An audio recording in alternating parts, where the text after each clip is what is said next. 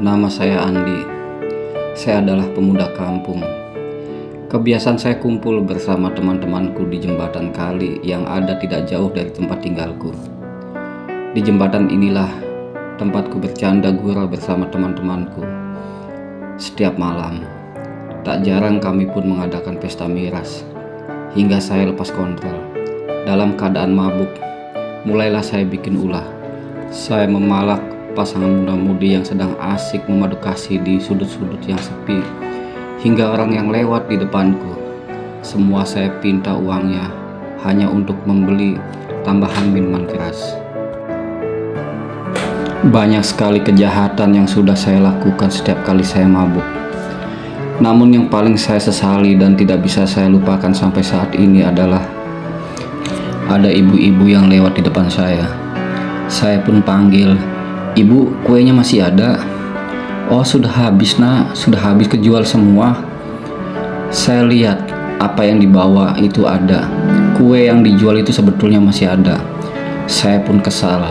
Saya langsung datengin ibu itu dan saya rebut dagangannya.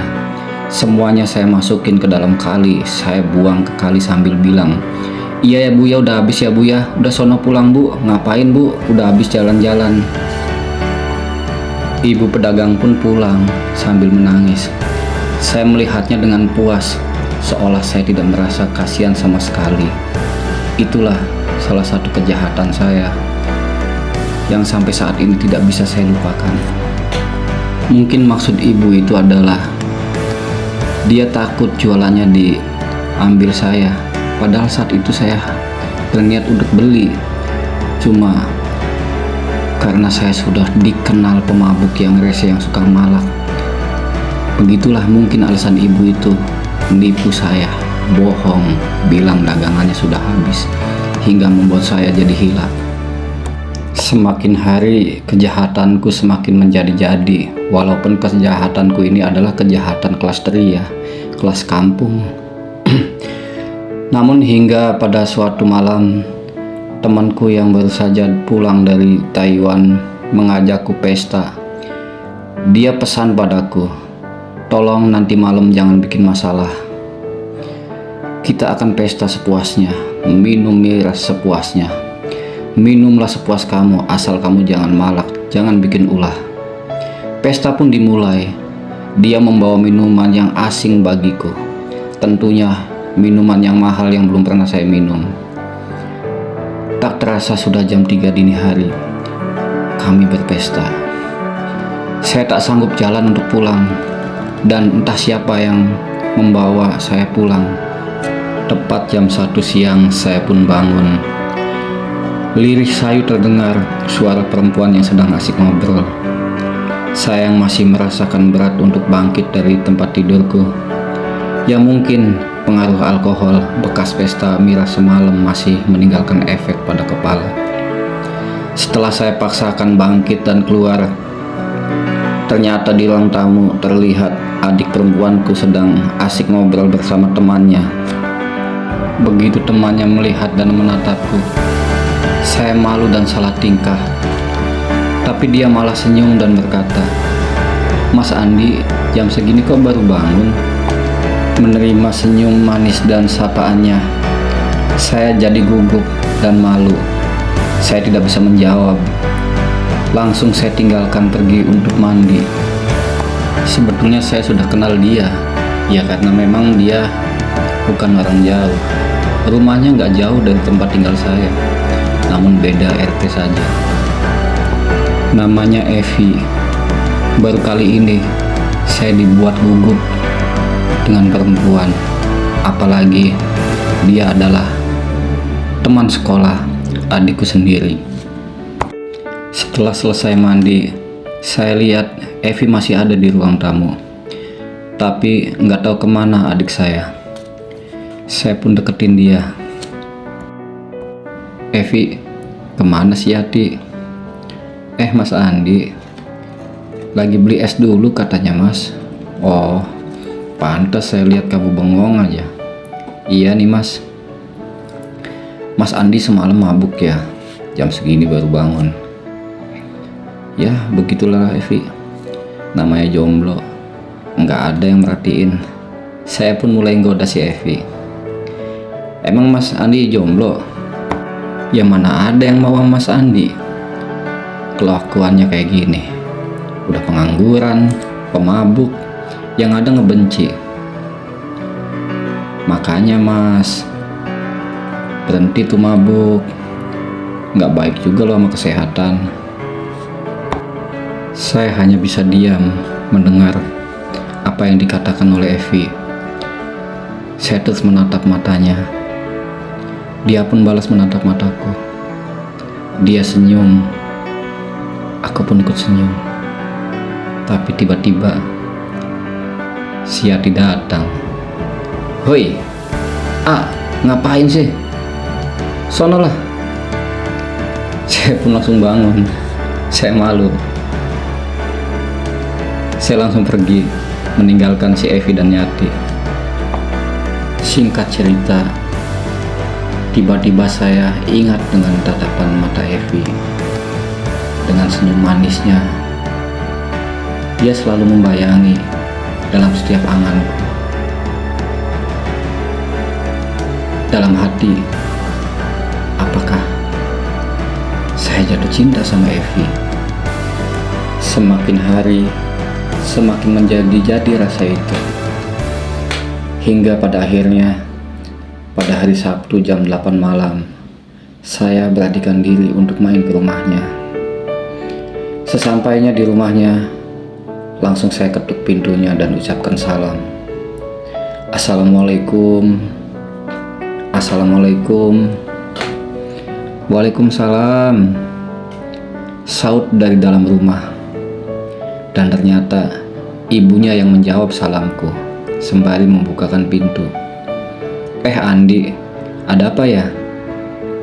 Bu, Evi-nya ada Bu. Dengan ekspresi wajah yang kurang senang, dia menjawab, ada, dia nonton TV. Belum juga dipanggil, Evi pun menghampiri kami. Mungkin di ruang tengah, Evi mendengar percakapan kami. Mas Andi, mimpi apa ya saya?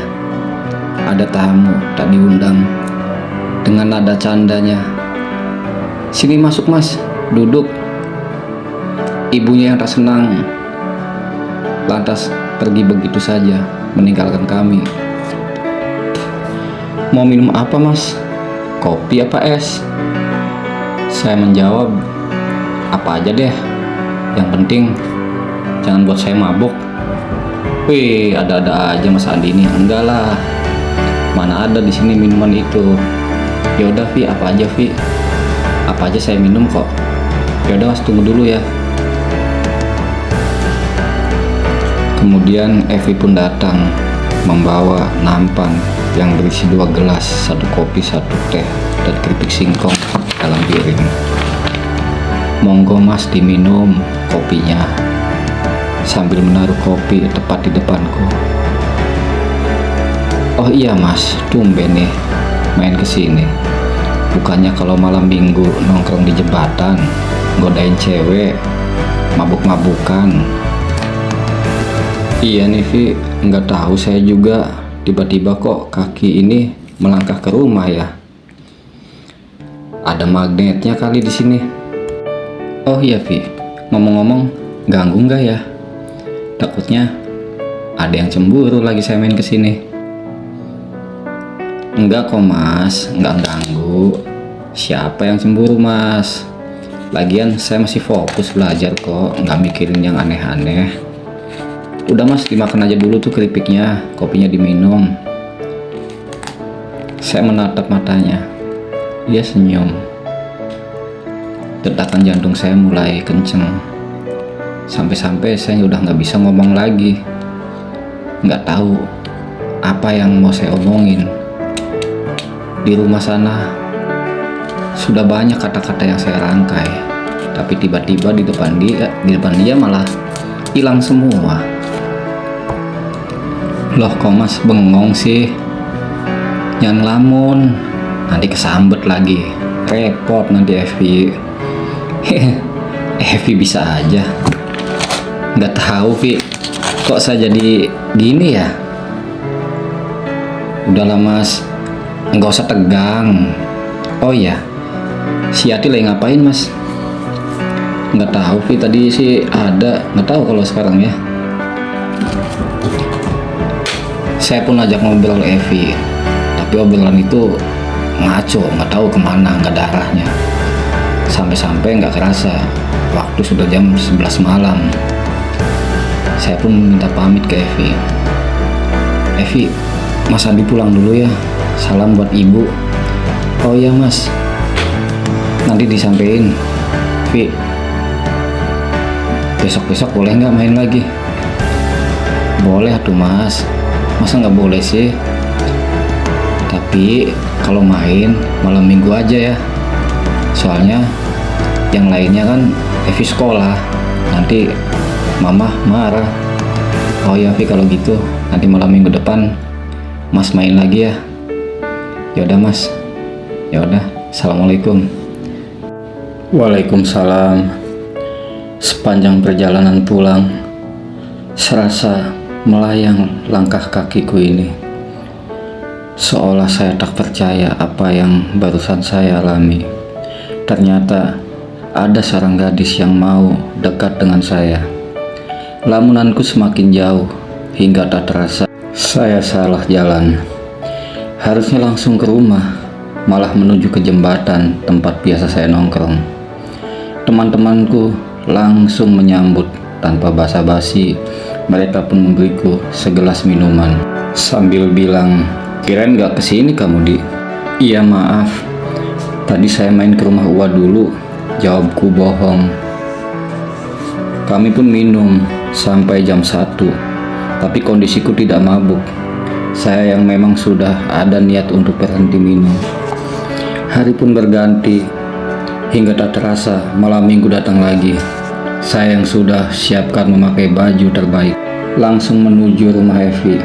Tak kusangka, ternyata kulihat dari jauh Evi sudah duduk di depan rumah dengan menggunakan kerudung putih. Semakin dekat saya melangkah, semakin lemas kaki ini. "Assalamualaikum." "Waalaikumsalam," Evi menjawab. "Sini Mas duduk." Evi mengajakku duduk di kursi teras rumah. "Mas, kita di sini aja ya." "Iya, nggak apa-apa. Nanti ya, saya bikinin kopi dulu." Evi pun masuk ke dalam untuk membuatkan kopi untukku. Saat ku sendiri, tiba-tiba Jati adikku kebetulan lewat dan langsung berkata, "Ayo, Aa, lagi ngapain?" Lantas saya jawab, "Udah sono pulang, jangan ganggu." Jati pun langsung pulang, lanjut jalannya. Dia ketakutan. "Maaf Mas, lama ya?" Evi pun datang, tangannya membawa kopi dan snack. "Monggo Mas diminum." "Iya Vi." "Mas gimana kabarnya?" "Kurang baik." Evi pun sedikit kaget. "Sakit kah?" "Enggak Vi, cuman ya udah, saya minum dulu kopinya ya." "Kalau kamu gimana Vi, sekolahnya?" "Iya Mas, sebetulnya saya lagi fokus. Saya kan kelas 3 SMA, yang gak lama lagi ujian dan kelulusan."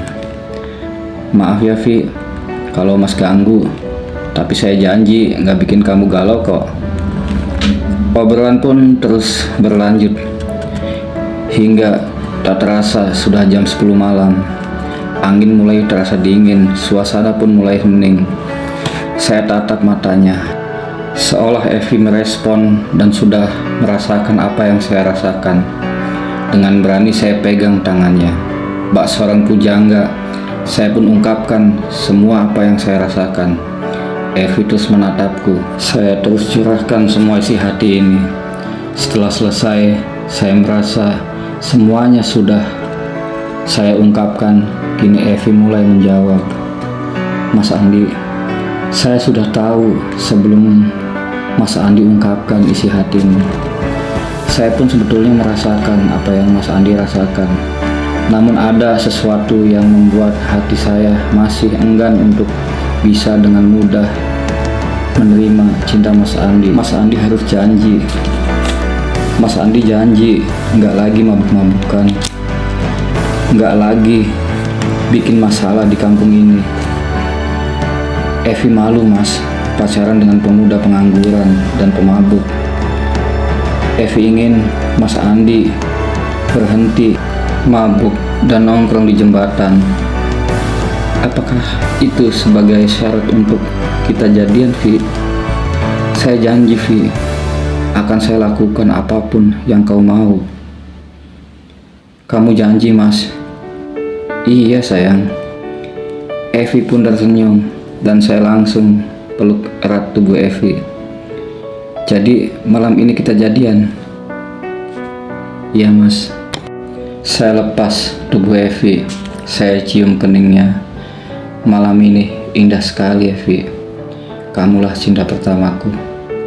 Saya janji tidak akan mengecewakan. Sudah, Mas, buktiin aja. Ini udah jam 11 lewat 15 menit. Mas, maaf ya. Oh iya, udah. Mas pamit pulang dulu ya. Semenjak saya jadian dengan Evi, mulailah pecah persahabatanku dengan teman-temanku. Saya tak pernah lagi main ke jembatan dan berhenti total mabuk-mabukan. Saya sering dibully teman-teman dengan kata-kata yang menyakitkan. Namun saya hanya diam, saya memaklumi aja. Singkat cerita, saya pun dapat kerjaan walaupun hanya menjadi kuli bangunan. Demi Evi, apapun saya lakukan. Semua janji sudah saya tepati. Tak terasa hubunganku dengan Evi sudah 3 bulan. Seperti biasa, malam minggu pun tiba. Saya main, namun kali ini saya membawa kejutan buat Evi. Saya belikan kerudung putih dan baju. Saya pun tak lupa bawakan oleh-oleh buat ayah dan ibunya. Gaji kerjaku selama 1 bulan saya habiskan semua dalam 1 malam itu. Evi pun sudah menyambutku di depan rumah dengan senyum khasnya yang membuatku jatuh cinta di awal pertemuanku itu. Assalamualaikum. Waalaikumsalam. Wah, Mas, bawa apa itu? Banyak banget. Ini, Vi, tadi pagi saya diantar Jati belanja buat kamu dan orang tuamu. Banyak sekali, Mas. Terima kasih ya. Sebentar ya, Mas. Saya bawa masuk dulu. Iya, Vi. Nggak lama Evi pun keluar dan membawa kopi dan snack seperti biasanya. Kami pun mulailah memadu kasih melepas rindu yang terpendam selama 1 minggu.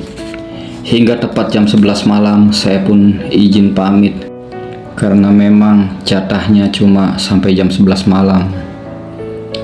Sayang, Mas pulang dulu ya. Iya, Mas. Sekali lagi terima kasih ya. Evi pun masuk dan menutup pintunya. Namun sayang, malam ini apes. Baru 2 langkah sandalku putus. Saya pun berhenti jalan dengan maksud semoga aja cuma lepas pengikat sendalnya. Tiba-tiba saya dengar ada keributan dari dalam rumah. Saya penasaran. Dengan mengendap-endap saya deketin telinga ke pintu, ingin tahu ada apa permasalahan di dalam. Saya kaget Evi sedang dimarahin ibunya. Ternyata dari awal saya main, Evi sudah dilarang oleh ibunya untuk dekat denganku. Saya tidak tahu apa yang harus saya lakukan. Terdengar jelas kata-kata ibunya. Sudah saya bilang, jangan mau kegoda sama sampah seperti Andi. Masa depan kamu masih panjang. Pemuda sampah seperti dia tidak pantas buat kamu. Saya tak tahan lagi. Saya pun langsung pulang dengan hati yang sangat sakit. Semenjak kejadian itu, saya pun jadi bingung. Di sisi lain, saya sangat menyayangi Evi, tapi di sisi lain, ibunya yang jijik melihatku. Ibarat jidat sudah hitam, akan sulit jadi putih. Ya mungkin begitu, padahal semua sisi gelap saya tinggalkan, tapi tetap ibunya menganggapku sampah. 1 minggu saya dilema sampai malam minggu tak sanggup untuk main ke rumah Evi. Bukan saya takut pada ibunya, hanya saja saya tak ingin Evi dimarahin lagi. Malam Malam minggu itu saya habiskan di depan rumahku sendiri sambil minum kopi. Tak peduli banyak yang nyinggung. Sampai jam 6 pagi saya baru bisa tidur. Semalam saya sangat galau, sangat resah. Sampai jam 3 sore saya baru bangun dan langsung mandi. Setelah selesai mandi dan pakai baju, saya kaget ternyata di ruang tamu ada Evi sedang duduk. Mungkin nunggu saya. Evi, Mas, semalam kemana? Saya tunggu kok nggak datang. Saya pun terpaksa bohong. Semalam saya pusing, Vi, sakit kepala. Ya mungkin kecapean kali ya. Sengaja saya bohong untuk menutupi seolah saya tak tahu apa-apa kejadian malam itu. Oh, pantas saya tunggu nggak datang, Mas. Saya pun ngobrol di rumah sampai menjelang maghrib. Evi pun pulang. Dalam pertemuan tadi seolah kami saling menutupi masalah itu. Sudah 3 minggu saya tak berani main ke rumahnya. Evi lah setiap minggu siang selalu datang ke rumahku untuk memaduk ASI. Singkat cerita, karena desakan Evi untuk malam minggu depan saya harus main ke rumahnya, saya pun akhirnya menuruti apa yang Evi mau.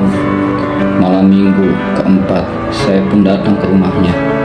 Seolah tak ada masalah apapun, saya menikmati malam minggu itu di dalam ruang tamu sampai tepat jam 11 saya pamit pulang.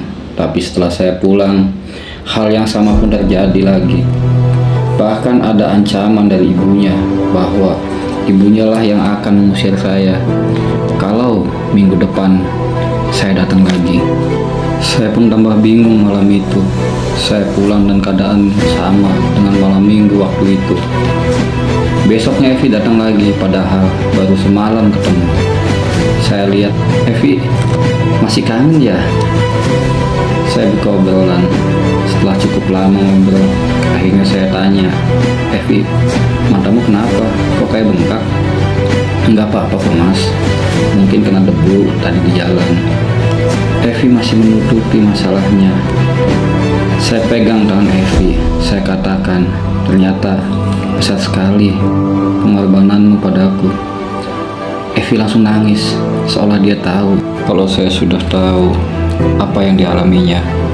Saya nggak mau, Mas. Saya sudah sangat sayang. Ibu jahat, Mas. Sudah saya jelasin, Mas Andi sudah tobat, tapi ibu tetap nggak mau tahu. Sabar ya, Vi. Semoga ibumu kelak nanti bisa memahami kita. Evi pun terus menangis. Tidak banyak bahasa yang dapat saya katakan, seolah saya tidak ada gunanya. Sampai sore pun kami hanya saling diam, gak tahu harus bagaimana. Evi gak mau pulang, namun saya bujuk untuk pulang. Jangan buat masalah. Semakin jadi Evi pun pulang dengan membawa kesedihan. 1 minggu berlalu tanpa kabar, hingga 2 minggu pun juga ada kabar. Biasanya kalau malam minggu siang Evi datang ke rumah, kini tak ada. Saya pun jadi gelisah. Saya tanyakan kabar Evi pada adikku Yati. Ternyata dia sedang sakit. Bahkan sudah 3 hari dia tidak sekolah. Saya semakin cemas, takut hal yang tak diinginkan terjadi. Saya pun datang main ke rumah Evi untuk memastikan keadaan Evi. Saya pun tahu resiko yang akan saya dapatkan, begitupun Evi. Dari ibunya, 3 kali saya ketuk pintu dan 3 kali saya ucap salam. Namun tidak ada jawaban dari dalam rumah. Saya pun duduk di teras rumah, berharap semoga secepatnya ada yang mau menerima kedatanganku. Tak begitu lama, ibunya pun keluar dan menyuruhku masuk. Saya disuruh duduk. Saya cuma nunduk. Ibunya mulai menjelaskan keadaan Evi yang tengah sakit. Saya tanya, sakit apa Evi, Bu? Ibunya tak menjawab. Andi, saya mohon, jangan ganggu anak saya. Biarkan dia fokus sekolah. Saya tak mau masa depan anak saya hancur karena kamu. Maksud ibu gimana? Jangan banyak tanya kamu. Kamu tak tahu malu ya, tak tahu diri. Jangan terlalu tinggi hayalan kamu. Jangan harap saya menerima kamu. Tidak ada pantas-pantasnya kamu dengan anak saya. Tak henti-hentinya Ibu Evi memaki-maki saya dengan kata-kata yang sangat menyakitkan. Saya sangat direndahkan. Bahkan yang paling menyakitkan adalah dia bawa-bawa nama ibuku yang tak berdosa. Dijelekkan, direndahkan. Di mata dia, saya hanyalah sampah yang tak ada gunanya. Saya tak tahan, saya langsung pulang tanpa pamit, tepat di depan rumahnya. Saya bersumpah, saya akan buktikan pada Evi, kekasihku, untuk membuat ibunya, untuk menarik semua hinaan pada saya dan ibuku. Saya bersumpah suatu saat nanti saya akan datang kembali dengan membuktikan bahwa saya juga manusia yang punya hak hidup bahagia bersama siapapun tanpa ada batasan. Malam ini saya tak melihat Evi untuk terakhir kalinya, tapi saya yakin di dalam sana Evi hanya ingin saya bisa menaklukkan ibunya. Saya langkahkan kaki dengan penuh kehancuran. Malam ini, malam yang sangat membuatku terpukul sepanjang hidupku. Evi yang sudah merubah hidupku lebih baik, yang membuatku merasakan kebahagiaan yang belum pernah saya rasakan sebelumnya, kini hilanglah sudah. Dalam keadaan yang sangat penuh amarah, tiba-tiba teman-temanku membuli dari jembatan. Saya langsung menghampiri mereka tanpa basa-basi. Satu persatu saya tonjok teman-temanku. Semuanya pingsan, tidak ada yang mampu melawanku. Saya menyesal melihat mereka semua berdaya. Saya teriak, saya nangis, saya sujud. Ya Allah, ya Allah, ya Allah. Kenapa semua ini terjadi ya Allah? Ya Allah, orang yang sudah sangat saya sayangi kini sudah tidak bisa lagi saya temui. Dia yang sudah merubah hidupku menjadi lebih baik. Ya Allah, bahkan kini aku pun kehilangan teman-temanku ya Allah.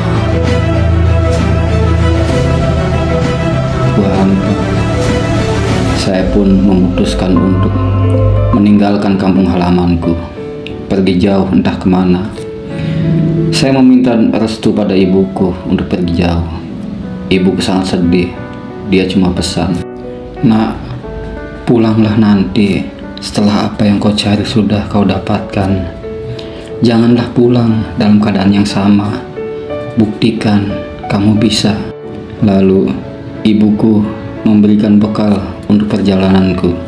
Perjalananku pun dimulai, seolah sudah ada yang memberi petunjuk. Saya pergi menuju Banten untuk mencari guru spiritual.